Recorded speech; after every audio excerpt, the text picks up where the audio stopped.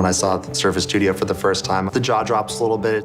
The Surface dial with the Studio, there's just this magic that takes place. It's definitely redefining the concept of desktop. Sketchable is principally designed for pen and touch input. The Surface Studio fits it to a T. With the Surface Studio, what I saw immediately was the size of the screen. Whatever you're doing, if you're trying to be productive, real estate matters.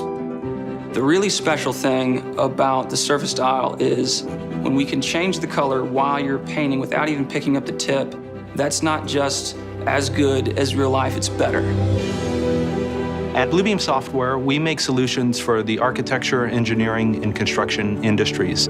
With the Surface Studio, you really have a new collaborative way of interacting with documents. It is essentially the same angle as the drafting table. You're more immersed in the technology once you're down in studio mode.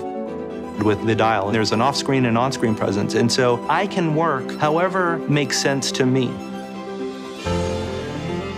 Mental Canvas combines freehand drawing with 3D capabilities. You could draw on a canvas, but then you can also project your strokes into space.